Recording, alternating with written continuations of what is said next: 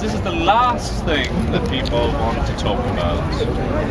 The fact, my favorite philosopher is the father of existentialism, and his name is before him, a Danish philosopher, Søren Kierkegaard.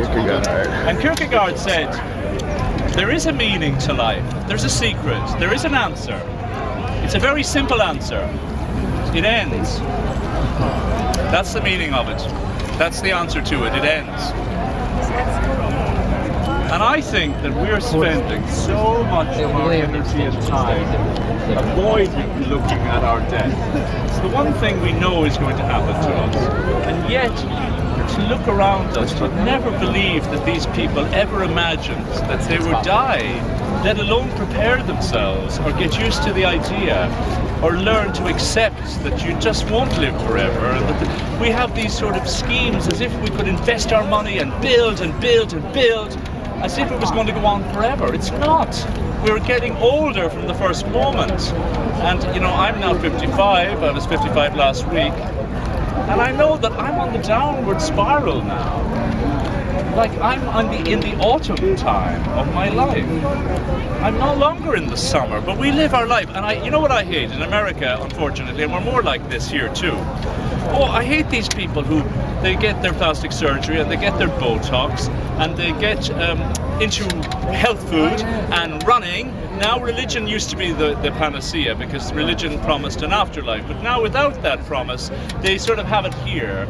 And you see, like I live a lot of my time in New York, and I go jogging around the reservoir in Central Park. And you see all these old decrepit women, and they're running, and men too. They're running around there. They're 70, they're 80. They should be at home with their feet up. They're trying to keep alive, but then they fall down dead on the running track. So, I mean, they're fighting against death the whole time until it just takes them. Then, if they would only accept that we are creatures who are going to die, and it's one of the most beautiful things about us. And it reminds us how precious it is for us to be here. That in fact, we're not here forever. We're here for a very short time. We often say that, oh my God, as you get older. An Argentinian man, a lovely man I worked as a doorman on Park Avenue once upon a time.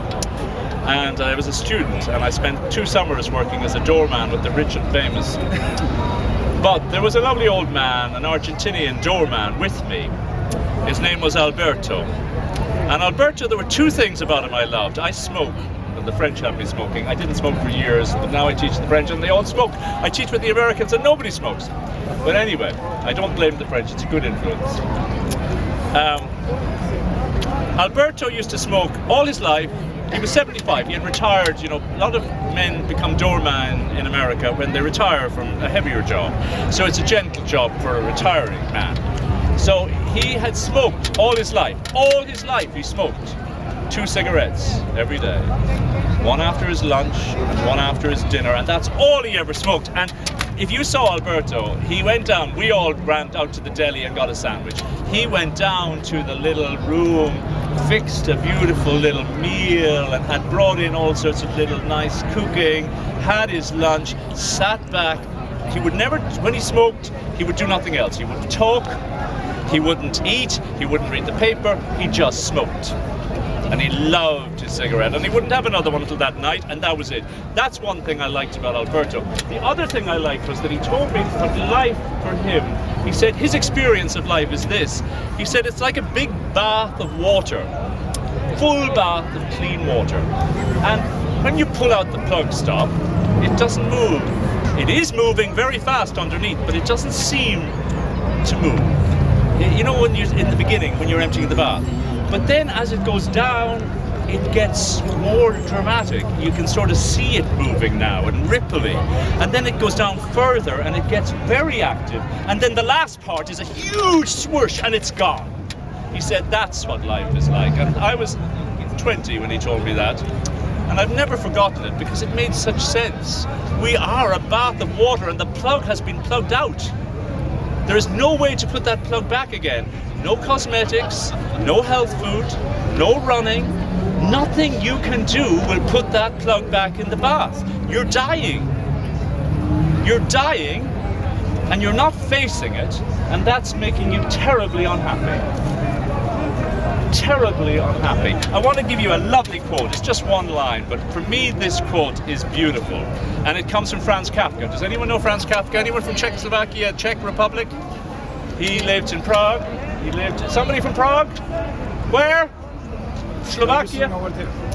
Well, Franz Kafka was one of the great novelists of the last century, and he wrote very strange things, The Castle, all about, and Metamorphosis, all about the plight we're in, and the funny way we live, and the fact that all were sort of anonymous creatures, and the strange things we do. But he said this, and this is why I'm quoting him. And I think everything I'm going to say today, and I'm going to say a lot, is in this one sentence. And this is what Franz Kafka, this is the Easter gift that Franz Kafka gives you today, and that I give you through his words. And this is what he says. You can hold yourself back from the sufferings of the world. That is something you are free to do, and it accords with your very nature. But perhaps this very holding back is the one suffering you could have avoided. I'm going to read it again because it's very deep. You can hold yourself back from the sufferings of the world. That is something you are free to do, and it accords with your deepest nature to want to do that. But perhaps this very holding back from the pain and the fear and the death, perhaps this holding back is the one suffering you could have avoided. And I think that that's the main... Sorry? Suicide? No, never ever. Life is too precious. What's wrong with people trying to extend their lives? But you can't. Who? Tell me somebody who's living for 200 years. Tell me who. They're Botoxed up to the hilt, and they look like, you know, now people aren't even allowed to look old anymore. Some people are obese, and if they can't lose weight, they can't possibly... It'll just give them a... No, they're not extending. You can't live forever though. It's the one thing you can't do. The plug is out of the bath. You can't. Like, you're young, and I mean, for you even to think about death is way beyond the beyond. Yes. It is. I mean, I'm sure you don't think about death, do you? Sometimes you might, I'll tell you what, you might think about, as I did, and I think every child does, at some stage it dawns on you your parents are going to die when you're a little boy, and you begin to worry and you think, oh my God, people die, and you need your mother and father so much, and you begin to worry, oh my God, when are they going to die? How will I ever deal with that? And if you're lucky, you grow up and you live long enough to be able to understand it better. But I think even a little child thinks about not their own death, but the death of the people they need. Anyway, I promised you many things today. I don't know whether you know this. It's a song, and I'm not going to sing it because you need a very, very, very good voice for this. But I am going to speak it to you because it's a poem as well as a song. And who sings it? Some wonderful black American singer sings this song. It's called The Song of the Sad Young Man. Does anybody know the Song of the Sad Young Man? Oh, it's beautiful. It's beautiful. Yeah, he doesn't like me. He doesn't like me, that guy. By the way, I always tell my students, it's an amazing thing, but when you stand up to speak, someone will hate you. You'll do something. It's not your fault. But they'll hate you because of something that has nothing to do with you. You remind them of a father who abused them, or some other thing in their life, or they just don't like the sound of your voice, or they don't like Irish. That might turn against them. They might think, who's that Irish guy think he is, standing up here in London to talk about things as if he's the God Almighty. And people will always, like the man in the arena that I read earlier, they will always try to pull you down. Most people are sort of critics. It's a very strange thing. But you got to stand up to find that out.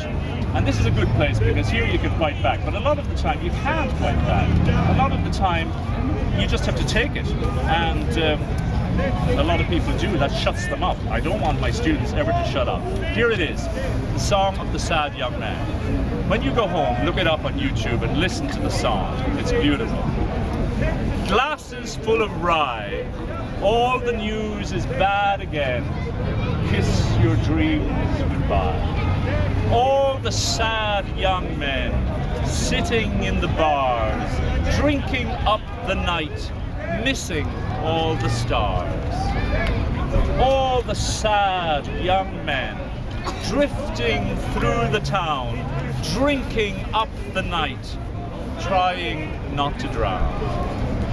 All the sad young men singing in the cold, trying to forget that they are growing old. All the sad young men choking on their youth, trying to be brave, running from the truth. Autumn turns the leaves to gold, slowly dies the heart. Sad young men are growing old, that's the cruelest part. All the sad young men seek a certain smile, someone they can hold for just a little while.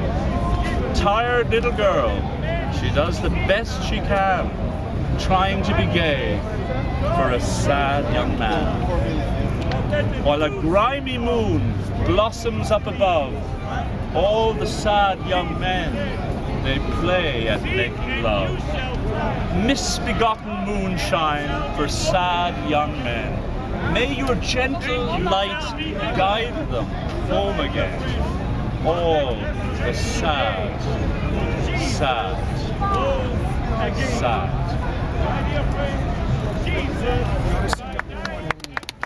Look that up on YouTube. It's a beautiful song. Now I will sing you a song. Now tell me what you think. See, is death part of life or is life part of death? That's the question. What do you think? Do you see, like, life is a lovely thing and then it just all comes to an end? So the reality is death. You know, it all ends. Or do you think that actually life is the reality and death is just a moment in it, a very natural moment, like the tree that has to die and has to the seed, and it all starts again somehow, and we don't know how it works, but we're beginning to study it and see. Is that what it's like? What do you think? Death is reality. Death is the reality, you think, and life is a bit of a dream. Yes, it And is. do you think that people who believe in an afterlife are avoiding the reality? Are they trying to escape the reality, or is their perspective even more real? You yourself, you cannot escape anything. Death is reality. Is death the end? You are die. Yeah, you die. That is absolutely true. It's, my mother used to say this all the time, you know, when we'd say, oh, I had to do die it. slowly. Whenever I was a child and I did something bold or naughty, and there was a lot of that, my mother used to, I would say I'd blame someone else. I had to do it because Ellie told me to do it, I had to do it. And my mother would always say, all you have to do is die, that's all.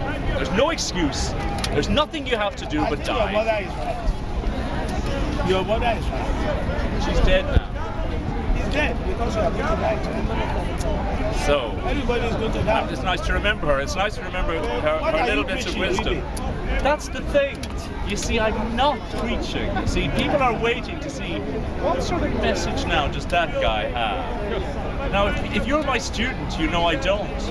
If you're my student, you know that the message is just whatever we're doing today. Do I have a message, Michelle? No. No. Do I preach a gospel of some sort? No. I'm just interested in questions.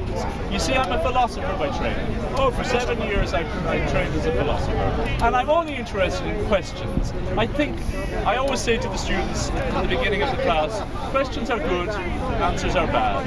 Questions are life, answers are death. Questions are happiness, answers are sadness. Questions are the sky, answers are the bottom of the ocean. Pessimistic. Can we ask a Do question? you believe that when you were born, your life's already planned out? Can we ask you a No, question? I don't. That's a good question. He says, do I believe when I was born my life was planned out? I love existentialist philosophy because It's all about that. Because we hate being free. It's really hard for us to think we make it all up, and we could do it differently. And you know, we like to think, oh, it's all laid out for us somehow. That's easier. The existentialist Sartre said, you know, man is condemned to be free. You're condemned to be free. You don't like it, but you have to love it. What you make of your life, you do really make of your life, and you'll make lots of mistakes, and you really can't blame anyone. And you are making it all up as you go along. It would be very comforting to be somehow enslaved to some higher power, and it all happens as it should happen, but it's not. Look around you. That's not the way life is. Even though you die, though, your generation. But I have to tell you, Why do you think millions of people play the lottery? I have never bought a lottery. You never bought yet, so you're not. I think that no, I don't. I don't like the lottery because I think it's. If you read George Orwell's 1984, he was writing about some dystopian future when everything would be bad. And one of the things that the government in 1984 uses to control the people is the lottery. It's unreal. It's just like it's happening for real and we don't recognize it. It was a tool because it made everybody feel they had a chance. It's like the American dream. It gives you, everyone feels they have a chance, even if they don't have a chance. They're given, the government makes them feel like they've got a chance. Hello, Lucas. Lucas Gaillard and his girlfriend right there. So, everybody, I don't know, the lottery, you know, I say I've won thousands of pounds on the lottery because I've won all that money I didn't spend throwing it into some ridiculous thing. I don't believe, I like people to try and be really happy, face up to their life, face up to their death, try and accept their pain, try and live the real life they've been given. Like, if they are gay, I'm gay, be gay, don't pretend you're not. Be who you are. You have a very short life, so you know, come to terms with it, accept it. Being gay was not easy, because being gay is not like being Jewish or being black. I don't have to. No, I'm not gonna, I know, but when you're black, everyone knows you're black. When you're gay, I know, but when you're gay, no one knows you're gay. But when you're gay, no one knows you're gay. Yeah, when you're white, everybody knows you're white. Do you find being gay a fight in the Why you mention gay, black and white? That's bollocks. Why you mention gay with black? That's just an example. No, that's rubbish example. That's just You white, you white. How could you mention black. gay and What's black? wrong with that? So where's your partner? Rubbish. My partner's here. What are you preaching? But I mean, what kind of a gay are you? Are you a butch or a bitch? If you're gay, it's fine. I Oh, respect don't worry, look, Michelle, I only answer. I think it's time for a song. Okay, I think in this song, you'll get an idea of what I believe. The song, this song is an old song. If you're gay, I respect you. If it's an old, I don't need your respect. I am not gay. I don't need But your I do respect. anyway. Don't need Why your not? respect. Why? Because Black gay, how about white? Yeah, White, but why you mention I don't black need your special gay respect. or what? Black gay or what? I don't need your respect. Yeah. No, wait. I don't understand. So, I respect you. this song was written by, it's an American song. It's an old American song. It's 200 years old. And I like it because it was written, it was written by the Shakers. You know, they make the lovely furniture. And they don't sing. Normally they're very quiet people. And they don't sing normally. They shake, they dance, but they don't sing. But they wrote this song. My mum and dad. And it's not a religious song, because they're like the Quakers, like the Friends, they're a very pacifist, humanistic almost. And so this is the song they wrote. I'll use the text just in case, but I know the song very well. What does he produce after he's My life flows on in endless song, Everybody get uptight every time you ask. above earth's lamentation. I hear the real, though far off hymn You know, it's like St. Elton John. that hails a new creation. Yeah, lovely, fantastic. Though all the tumult and the strife, I hear its music He ringing. chose to say he's gay. It sounds an echo in my soul. How can I keep from singing? What though the darkness round me close? I know the truth, it liveth. What though the storms waves around me roar. Songs in the night it giveth, no storm can shake my inmost calm, while to that rock I'm clinging, since life is king of heaven and earth. How can I keep from singing? It's a bit high, I'm going to take it a bit lower. I like this verse. When tyrants tremble, sick with fear, and hear their death knells ringing, when friends rejoice both far and near, how can I keep from singing? In prison cells and dungeon bars, our thoughts to them are winging, when friends by shame are undefiled. How can I keep from singing? I lift my eyes, the clouds grow thin. I see the blue above it, and day by day this pathway smooths. Since first I learned to love it, the breath of life makes fresh my soul, a fountain ever springing. All things are mine since I'm alive. How can I keep from singing? All things not good, not good. Why you say shaking head? What's wrong with you? You're too weak. What are you eating? I lift my eyes, the clouds grow thin. I see the blue above it, and day by day this pathway smooths. Since first I learned to love it, the breath of life makes fresh my soul, a fountain ever springing.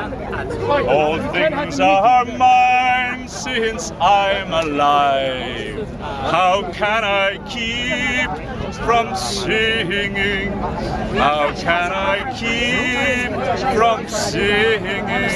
How can I keep from singing? Why don't you go to the X Factor? So Alice, my darling Alice, how are you? She's not your darling. She's not your darling. She's his darling. Take your head from your pocket. Let me tell you about Alice. Take your head from your pocket. Let me tell you about Alice. Alice is an amazing woman. No, she's not. 10 years ago, she founded a charity Which for charity? people with learning difficulties. You're stealing money from charity. People, we live in West London, and we live All near... old women, they like to work Excuse in me, charity. sir. Shut He's up one and of the talk bad to ones, Alice. unfortunately. That's what you have. You've come to Speaker's Corner. You have to put up with this. But anyway, in West London, where we live, I live is in the West hospital of I live Normansfield, in where Hammersmith. Dr. Downs, Langdon Downs, first identified Down syndrome. He gave it his name. And he was wonderful. 100 years ago, he was doing drama therapy and music therapy and farming therapy. He took people out of prison-like institutions and gave them a real life. So you don't have to excuse yourself. So there are a lot of people, even today, the headquarters of the Down Syndrome Association is in this little village. And I would say that we have hundreds of people with Down syndrome, hundreds. Where? And so Where in West London? Where in West London? Alice I live in West London. Alice I came founded. here to listen You should to look him, at your not to you. boyfriend, not look at him.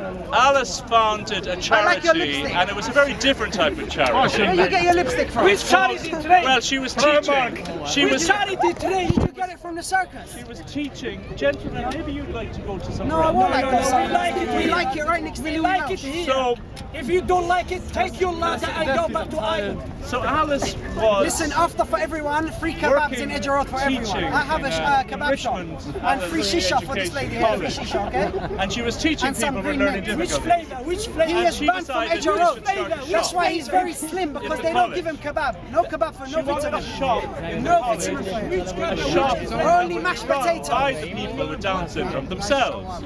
And they did this for how long, Alice? How many years? 10 years. And then she thought, oh, well, you know something, we could actually move out on the high street and have a real shop. And so they called themselves Stepping On Out. And she started a shop in Teddington, and it's run by people with Down syndrome. And then when you go in there, and they make beautiful cards and they make wedding invitations, and they're beautifully talented people. And is this your X-ray? One day I went in there a few times. This is a nice story. Is Ismail still here? Is he? Ismail is gone. But anyway, one day I came to live with Leo in Teddington, and one day I went into this shop. Leo is. Who is important? You say you come to live with someone. Leo. Is that your boyfriend? Is that your boyfriend? No, it's not my boyfriend. It's Is that your my boyfriend? partner. My partner. Can you come forward, Leo? Alice, who are you? Protect your husband. So, anyway, I went into the shop one day, and I liked what I saw. I saw these people with learning difficulties working and living and having. It wasn't like a charity shop, cancer research. You know, you don't see a cancer nurse in there. You just see volunteers. But these were the people. They were doing it themselves, and they had just two helpers. Alice who founded them, and Linda was her helper. Alice and Leo. And they ran this place beautifully. And so another day, a friend of mine was visiting. He's here today, but he's gone wandering. Interesting story. And he was visiting, and he had he got a problem with the zip of his big winter coat. It was winter time. They have the receipt. The zip got stuck. You know, he couldn't get it. He said, "Oh, Gerry, can you help me?" I said, "No, man. I'm not patient. I'm not good at that sort of thing. I'm not good with my hands. I'm not technical." So I said, "But I know somebody who'll help you." And for some reason, I thought Alice. I said, "You need a woman, a mother, to do that." He's American Marine. I brought him in to the shop, and I said, "Look, Alice, can you help this guy? His zip is all stuck." And of course, Alice, I never knew her. I just saw what happened in that shop, and I liked it. And Alice began to help him to fix the zip. Well, does everyone understand? What do you mean? So, What do you mean help? while she was doing In the that, bedroom or the Do you kitchen? understand where we are? Right? I was looking around this little bric-a-brac And the zip section, broke. you know, little second-hand, the like a zip charity broke. thrift store. The zip And I was broke. looking around, and there were Are you smarter than George tin Bush? whistles. How many? many Six? cups do you make Five? a day? There were 6 tin whistles there. What Now, that's foundation an did you Irish use? Giorgio Armani. Fendi or Giorgio Armani? What I learned at school. So I picked up a tin whistle. Bulletproof. I picked up one of the Have you tin tried whistles, Giorgio Armani 4.5? and I started to play. Excuse me, where can I find And I had myself my on back news channel? to where the people I were. thought he's filming you. But You need him to sign a Ishmael piece of said, paper if you "Jerry, want him to turn around." film. I turned around, all the people Can you turn around? had stood up and were dancing. Can you turn around? Not in Edge Road. All the people with learning difficulties were dancing. No, it's part of And Edge so I Road. went to the music. Behind this gate is And I not said Edge to Road. Alice, "Do Before you the do gate is singing Edge or Road. music with this group?" And she said, "We used to, but the lady went away." I said, "Would you like me to come?"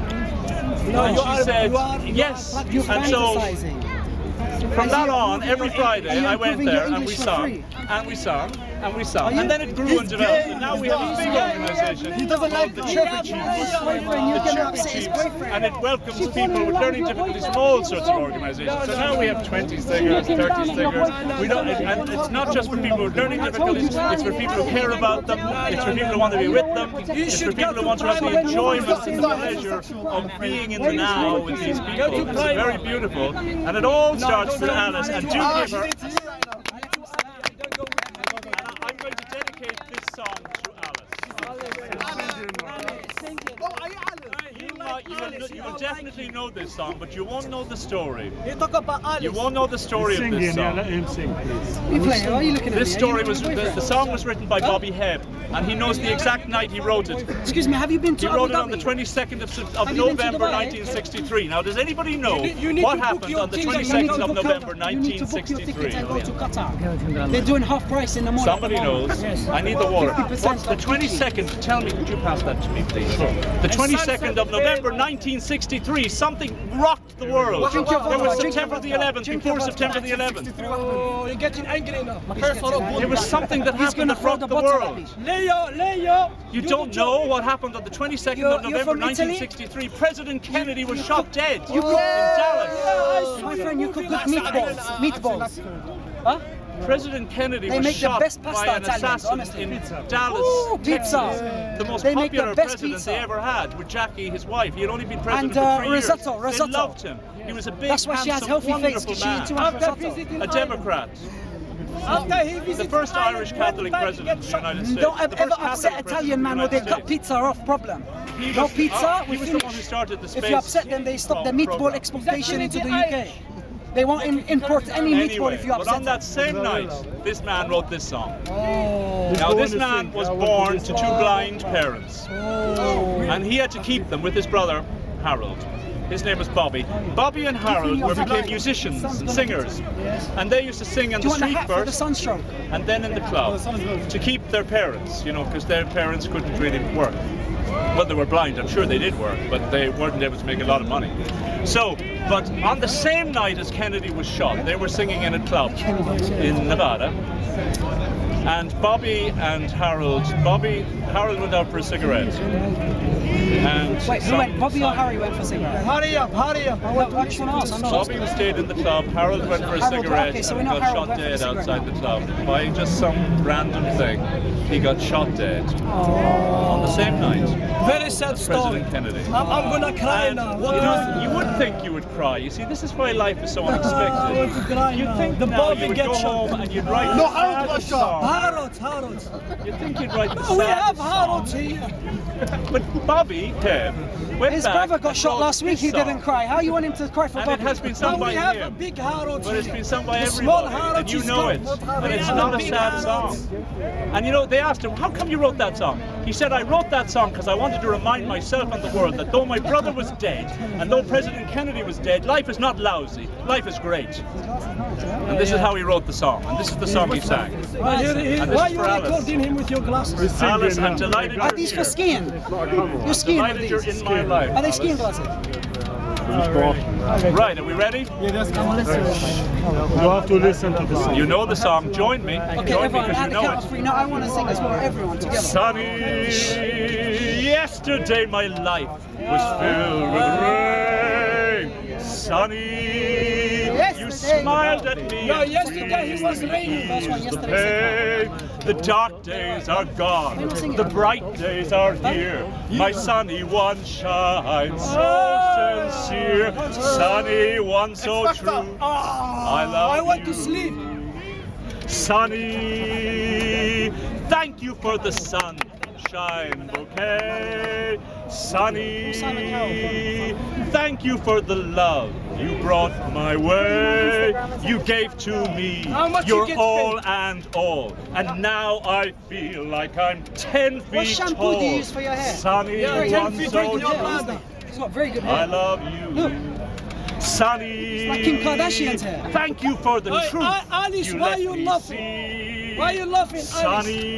Sunny, thank you for the facts. Alice. My life was torn like a wind-blown sand, Alice, come and the close. rock We speak was formed when you held my Meet me hand. near the tree. Meet me at the Sunny, tree in 5 one minutes. so true. At the tree, 5 minutes. I Excuse love me, you. respect the lady, don't close the door. Sunny, Come close. So thank you for his the wife has to watch smile it. His upon wife. your face. Alice, That's why come Sunny, I have to give the woman some space. Sunny, thank you for the Alice, gleam come that close. shows its grace. You're my spark of nature's fire. You're my sweet, complete desire. Sunny, one so true. My sweet. I love you. Sunny, yesterday my life was filled with rain. Sunny, you smiled at me and really eased the pain. The dark days are gone, the bright days are here. My sunny one shines. Why you laughing? You don't so understand English. sincere. Sunny one so Snizer. true. I love Snizer. you. Hey, this woman, she don't understand English, but she's laughing. That's for Alice. That's for Alice. Yes or no? Yes or no? Change, please. Change. Change now, change. It's your turn to go, my friend. We're It's the talking, cues this way. everybody, we're It talking starts from about you. death. Change. It's Easter Day, and we're talking about his death part of life or his life part of death. So what do you think is going to happen to you? I believe, this is going to sound funny now, I believe in cancer. I think it's a good thing. That's a real good man. Hey, can you put him in the back? Can you put him in the back? Oh! Hello. Come on, it's a good man. Make him feel Don't take my Hey, bottle. hey, hey, hey, hey, hey, water. Which way you put your gun? Now I'm going to be a bit controversial. I believe in cancer. Respect. I believe in cancer. I don't think we should spend all our time trying to cure cancer. We should cure cancer. It's disgusting of you to say. What about when people die? He's gay. Why he can't cure being gay?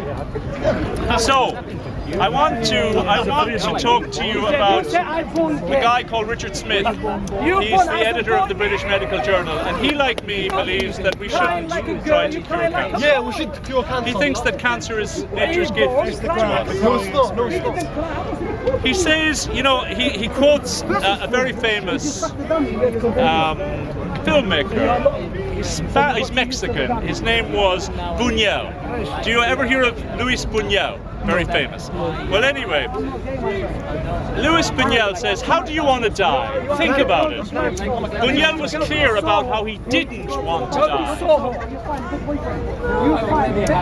This is what Buñuel said. He says, I'm not afraid of death. I'm afraid of dying alone in a hotel room with my bags open and a play script on the table. I must know whose fingers will close my eyes. An even more horrible death, he wrote, is one that's kept. I have a wife, and you're touching me. Is one that's kept at bay. If my wife knew, she'd get jealous. She'd by come the down miracles of modern medicine. I know, but you just have to put up with this, Michelle. But don't engage with them now. Don't engage with them. It may go away. He says an even more horrible death. This is Luis Buñuel, film director. An even more horrible death is one that's kept at bay by the miracles of modern medicine. A death that never ends. In the name of Hippocrates, doctors have now invented the most exquisite form of torture ever known to man. It's called survival. He actually died in 1983. He died of pancreatic cancer in Mexico City, and he spent the last week of his life talking to a Jesuit brother about theology. And his friend Louis said about him when he died. Bobby, Harold, Louis. He said Louis waited for death for a long time. John Lewis, like Lebanon, a good Spaniard. House of Fraser. When he died, he was ready. Next name, his relationship with death was like the relationship one has with a man or a woman. He felt the love, the hate, the tenderness, the ironical detachment of a long-term relationship, and he didn't want to miss the last encounter, the moment of union. He said, I hope I will die while I'm still alive. At the end, it was exactly as he wished. His last words were, I'm dying. And he died. Now, I often ask audiences how you want to die, and most people will say they would like to die a sudden death. Now be careful about that. Be careful about that, because it's very, very tough on those around you, and particularly if you have relationships that are not healed and are not in a good state. It's not. Somebody very good said, if you want to die suddenly, then make sure that you live every day as if it was your last day, and that your relationships are in good shape, your affairs are in order, and there are instructions for your funeral in the top drawer of your office desk. The long, slow death of dementia may be the most awful, as you're slowly erased from the planet. But then again, when death comes to people with dementia, it often comes like a gentle kiss. They don't even know they're dying. Death from organ failure, respiratory, cardiac or kidney, will have you far too much in the hands of the hospitals and the doctors and in the machines and in the wards and intensive care. So, I think death from cancer is the best death. You can say goodbye, you can reflect on your life, you can leave some last messages, perhaps visit some special places for the last time, listen to your favorite music, read your love, poems you love, prepare according to your religious beliefs to meet your maker, or to enjoy eternal oblivion if you don't believe in life after death. Now, I recognize this is a very romantic view of dying, but it is achievable, with love, with morphine, and with whiskey, Irish whiskey. But this I warn you, stay away from over-ambitious oncologists. Cancer doctors, stay away from over-ambitious oncologists, and let's stop wasting billions trying to cure cancer, which potentially leaves us to die a much more horrible death. Think about it. Cancer is good. I want to get cancer when I die. So, how do you want to die? Sudden death? Are you ready for that? Yeah. Are you ready for sudden death? Dementia? You see, this is what I want to talk about. Let's not run away from death. It's going to happen. I've been with my mother when she died. It was a beautiful thing. I shared a beautiful moment of her life. I wouldn't have missed it for anything in the world. I was with her as she died, and I helped her to die. And it was beautiful to watch her going in. It was like she was on a roller coaster. She had been in a semi-coma, and then at the moment she died, she woke up and came magically alive, sat up, looked at us all the family, my brothers and sisters, everyone was there with her. And then she just went. But she went with drama and style. I have never seen my mother look so beautiful as the moment she died.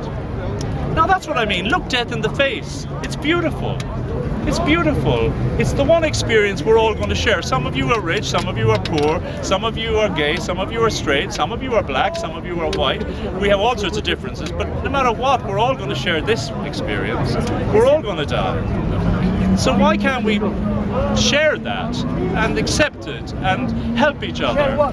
I'm a professional theatre person, and I teach Samuel Beckett. Well, I work on Samuel Beckett productions, and it's the thing I love about Samuel Beckett. He never shies away from death. He goes the other way, in fact. He says the worst thing that ever happened to you is the fact you were born, and death will be a great relief.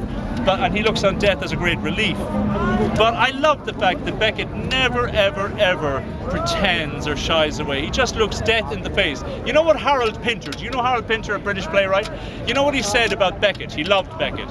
He said, I love Beckett because he preaches no gospel. He doesn't give me any good news. He keeps my nose in the shit. He puts my nose in the shit and keeps it there. He said, I respect that man. I'll buy a second-hand car from that man. So if you've never read or seen a play by Samuel Beckett, you should. And that's the philosophy I believe in. Death is precious. Life is precious. Accept both. We're living in between. We're heading towards death. I don't know what you believe will happen afterwards, but that doesn't matter. Sean O'Casey, famous Irish playwright, he said, I put it on Facebook the other day, on Saturday, he said, all of this talk, he said, from the moment we're born, we're taught by the bishops. He was an Irish Protestant, but in Ireland. We're taught about this life is bad, and it's all a test, and it's all about the next life. He said, this life is beautiful. He said, if there was no mortal life, this beautiful planet we live on gives us shelter and food, beauty, music. He said, this is enough. Maybe there's something else, but this is enough. It's lovely. It's lovely that we're alive. Don't be thinking, oh my God, what's it all about and what's going to happen next? No, just be here. That's my personal theory. Do I think you survived death? I'll tell you what my theory on that is. You survive death if you live while you're here. If you don't use your life on Earth, you will not get another one. There's no need. So what you're saying is only if you don't build your spirit, and if you don't live your life fully, then why should you have another chance? It's not in you to have another chance. People often say about hell, oh God, you have to suffer. You have to punish all those terrible people, Hitler, and you have to punish these. And what the hell are you talking about? We feel like you have to punish people, and we're very good at punishing other people. We don't like hell for ourselves, but we do like hell for other people. All those bad people. Now, I don't believe in hell. What I do believe is that someone who is a very evil person on Earth, they don't have a spirit. There is nothing to survive death. They don't have a spirit. If they had one, they killed it in their life. They won't be punished. They just come to an end. There's nothing to take beyond death. They have abused whatever they were given. It's gone. So there's no need for hell. They just won't survive. But if you have a spirit, if you believe in life, if you believe in love, if you believe that we're here for something special and that this is beautiful, then you probably will live again because you're a connoisseur of life. And whoever gave it to you the first time will probably give it to you again, because they say, well, she used it well. You're a good example. She used it well. This is Sandra, a friend of mine. She used it well. She was full of life. You know the way sometimes you meet people and they have extraordinary life in them. You know, they're very attractive. Diana was like that, Princess Diana. Did anyone ever meet her? Wow, she had life in her. You know, people thought, oh yeah, it's her story, she's a royal. No, I had a friend who worked as a psychiatric nurse in a deaf hospital, and he was French, and he was very dismissive of all the royals. He just thought it was a load of nonsense. He didn't believe in it. He was a French man, you know, republic, equality, égalité, fraternité, liberté. So, and anyway, he was a good man though, but he just thought this was a load. He couldn't believe these English people, all the writing up about the royals and reading in the tabloids about everything they did. He thought it was very funny. But then, Princess Diana came to his hospital, and she came to the ward that he was in. Oh my God, he came home that evening, he said, oh my God, that woman, she changed the atmosphere in the whole hospital. There's an energy about her. There's an energy about her. She changed the whole atmosphere. She brought love into the hospital. Are you sure she never looked after you? It was beautiful. It was beautiful. And I do know that about her. I also know that about Clinton, believe it or not. And he's a more controversial figure, President Bill Clinton. I was in a room with him. Yeah, he's smoking never in here. He has an energy about him. And you know what happens? What happened to Diana and what happened to Clinton is unfortunately pretty typical. If you have a lot of life energy, a lot of people will want to kill it, just like they did with Christ. It's a sort of a thing. And you know, with Clinton, they tried to, every American president had affairs with women, but they set him up to bring him down, because he was really a good man. Clinton was a good man. He was asked a question. I was in this room with him, and he was asked a question. He said now he has the Clinton Foundation. He's in Africa, you know, helping people with AIDS. What the hell are you and he's dedicated his life to humanitarian causes. And everybody said, you must be very happy now. You can do what you like. You know, now you can do what you like. When you were president, you had to do everything properly. But now you can do the good things. You know what he said? I thought he'd say, yeah, it's wonderful. Do you know what he said? He said, I would give all my years of humanitarian work for 1 hour in the White House. What I could do in 1 hour in the White House was more than I'll ever do for the rest of my life. 1 hour at the helm of America, I could change the world. How many countries more. did he bomb? And he was 8 years there. But he tried to change the world. He tried, but they did destroy him. No, I was in the room with him, and I felt the same as Diana. I felt I like Bush. Do you know why I like Clinton? No, the sanctions. You know, you can only judge a person. You can only judge a person. Look at the sanctions that when you're judging someone, don't be reading the newspapers, or don't be followed by arguments. Don't say Clinton was great. He bombed Sudan just because he got What you need to do is to judge the person on their connection with you. What did they do for you? Did they ever help you? You're talking you about a direct hand. You know what? Sometimes you have a good friend and she helps you, and then somebody gives out about her and complains, and you think, "Take care, Lucas," and you think, "Should I believe them?" Of course you shouldn't. You know the person. So. All I can say is this about Clinton. You know that American presidents like to claim ancestry in different countries to get the vote. Italian, or there's an Italian-American mayor in New York now. Can we talk about your views? And so, President Clinton, you know, President Kennedy was Irish, Reagan came to Ireland, even Obama, because there are 40 million Irish Americans and they want the vote.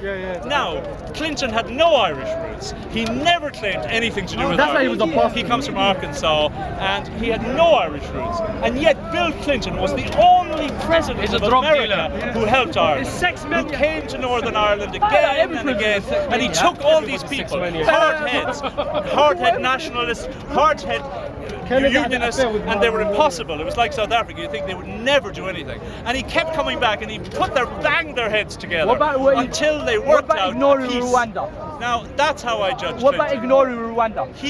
I only judge him on what he did for my people, and he did great things for my people. That's so selfish. And he has no connection, and he got no votes out of that. He just felt he could help us. And his wife too. No. They came again and again and again. He's the president of America. How could he give so much time to us? It was beautiful. So I know that of Clinton. Later, I was in the room with Clinton, a big room, I admit, but I felt the energy. I felt a great spirit from this man. Inside you. Do you have a switch on? From Was him. it inside you? Did you feel the energy inside you? Whoa, that's too much. Clinton. Bill Clinton.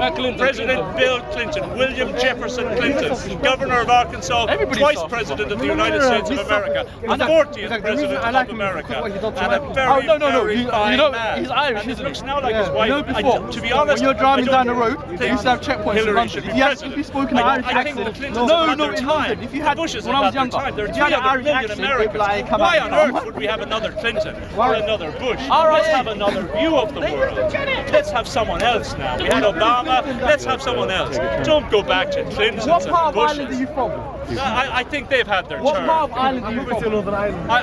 I think Hillary's a good woman, and I tell you something, I firmly believe that Bill could never have been president without Hillary.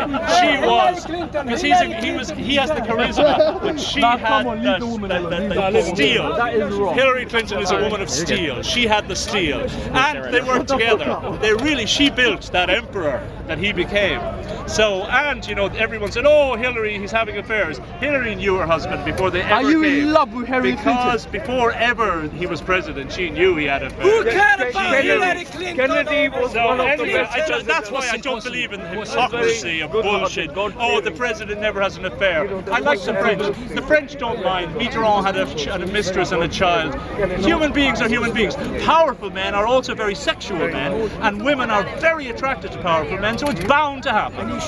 Kennedy, they said, the dogs on the streets of Washington could name the many women he slept with, including Marilyn Monroe. Question. So don't believe a politician who pretends they're lovely. You know, don't believe anyone that pretends they're all perfect and pretty. That they're hiding bullshit then. You know, look at all the stories that you've heard about people who are leading and then their own life was a total mess. They were gay or they were having an affair or, you know, they had all sorts of things going on. They couldn't even lead their own life. And instead they went up and started preaching to everybody else. Don't ever believe that crap. If somebody stands up to you and tells you they know, they don't know. That's a medical helicopter, man. None of us know. None of us. And don't ever think that, oh, the government knows better or the country knows better. They don't. They don't know any more than you. So don't ever think that anyone else knows better. Man. That's not true. That's your taste of life. Government No know one more than you. You know as much as anybody knows. No, it's not true. It would be, again, you see, we don't like being free, and we'd rather be a slave to someone else. Even in Waiting for Godot, have you seen that? Have you seen Waiting for Godot, the Beckett play? It's the most famous Beckett. By smoking weed. Well, in that, he has these two old geezers waiting for something that never happens. And they're just, it's like life. It's like life. In fact, they do it in prison because the prisoners know what that's like. They're just waiting for something to happen and it never happens and then they keep waiting. And life is like that. We're waiting for the next thing. What's going to happen? What's going to happen? And then it's all over. But he has two different couples in that play dealing with that suffering in a different way. And the first couple is Vladimir and Estrion, and they're an old couple. Can you look at the camera? They're two men. Can you look at the camera? But they're like a married couple, really. Can you look at the and camera? And they fight with Nice each other, speech. and they play with each other, Bullshit. and they sing to each other, and they look after each other a little bit. And they fight, and they always say we should leave each other, or we'd be better off alone. Where is Alice? Both of them always say to the other, I'd be better on my own. You're a nuisance. This is a horrible situation, but I'd be better on my own. But they never do leave each other. They never do leave each other. Now the other pair in the play who turn up are Pozzo and Lucky. How much they and pay that's you a in the master play? and a slave. And that's the other way you can deal Anyone with life. have remote control? Pozzo, Lucky is the slave. Ironically, he's called Lucky. He wants to give up his freedom to another person. So he's actually abused by quite a cruel master. And the master needs to dominate someone in order to exist. He can't just be a human being, he has to be in control, like so many men who can't be in a plane without flying it themselves. So, Beckett shows you two ways of dealing with life. Either you submit yourself to somebody or you dominate someone. A lot of marriages are like this. Or you get dominated. are sort of just friends and try to help each other. So you enjoy being quite obvious. It's quite obvious from the play that Beckett really favours the old couple who keep fighting with each other. And in fact, when they look at the slave and the master, they said, oh, maybe we should be like this. And then they say, no. They look and they say, oh my God, that's a very funny thing. Look what he's doing to him. How could he do that? How could that boy, how could the slave carry those things? Why is he doing that? They can't understand, because for them, they're living a human relationship, a more human relationship. So, it's nearly time to finish. It's been a real pleasure. I think I'd like to finish with a song. Oh, come on, don't bore us now. You're bored us to death. What song will I sing? I'd like to sing a song now that I hadn't planned to sing. Just also Irish, my friend. Can you repeat after him? Song. Can I? Yeah, I'm going to sing you. Hey, shut up, you It's want an to old ask? Irish song. We don't want to hear that. And it's sort of like, it's a bit ghostly, because it was written actually by someone who comes from my county. I come from a tiny county in Ireland called Longford. It's so small that when I say in Ireland, I say, oh, they say, where are you from? I say, I'm from Longford. They say, oh, what county is that in? I say, What it are is a you county. doing in And England? they're Irish, they don't even Come know. back to Ireland. So, but anyway, we have a few famous people come from there. Oliver Goldsmith, the writer, who was a famous playwright, and also this man, Paul Collum. He wrote this song, and he moved to New York soon after. But this became one of the most famous songs in Ireland. And it's very strange, because it's about this man who meets a woman, and then she sort of disappears, and then he never really sees her again. And in the last verse, she's dead, and she comes to him. It's a bit strange, but you may know it. A lot of people, famous people, have sung it. It's one of the most famous Irish folk songs. It's called She Moved Through the Fair. And I'm going to finish with this.